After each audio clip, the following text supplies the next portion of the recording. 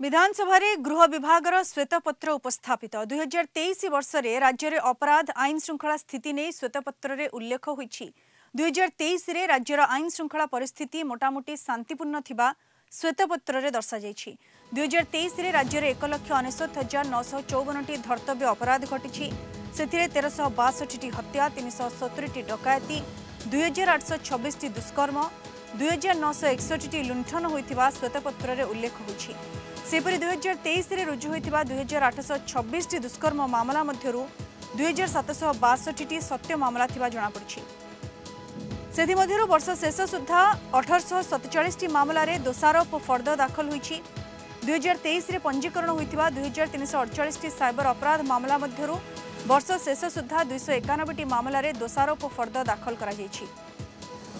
Cyber अपराध रे 810 जन अपराधी संपृक्त थिबा स्थले 522 जन अपराधी को राज्य भितर और बाहर गिरफ्त करा जाइछि।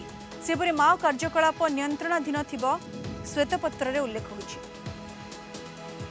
राज्य रे विभिन्न सांप्रदायिक शक्ति द्वारा 42 थर सांप्रदायिक हिंसा सृष्टि करने को उद्यम होइथिले मध्य आम सरकार सेतबळे सफलतार सहित उक्त सांप्रदायिक दंगा को सफलतार सहित मुकाबला करछन्ति। तेणु आशा करी आज ये जो बीजेपी सरकार एवं चली से अंतत पक्षे पूर्व सरकार ठारू शिक्षा लाभ करी अंतत पक्षे सांप्रदायिक सद्भाव बजाय रखा सहित सांप्रदायिक सद्भावना सृष्टि करेंगे। ओडिशा रे सबुठ दुष्कर्म बढ़ी जो दुष्कर्म होती राइटिंग है दुष्कर्म है तापर आसला आपणकर सीपीआई माओवादी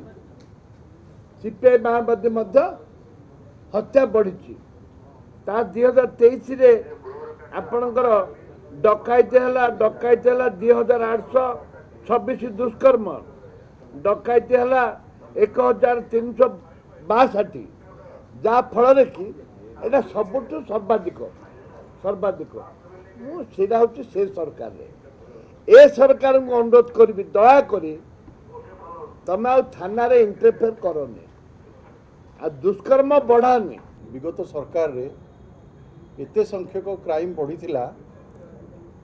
जहाँ आज श्वेतपत्र प्रकाश पाई आपणकर एबे महांगा डबल मर्डर राय प्रकाश पाइला से समय ओडिशा राजनीति रे उथल पुथल होउथबा एक स्पष्ट चित्र जड़े मात्र रिया हेले बाकी समस्ते आक्यूज हेले एवं सबू जेल को गले।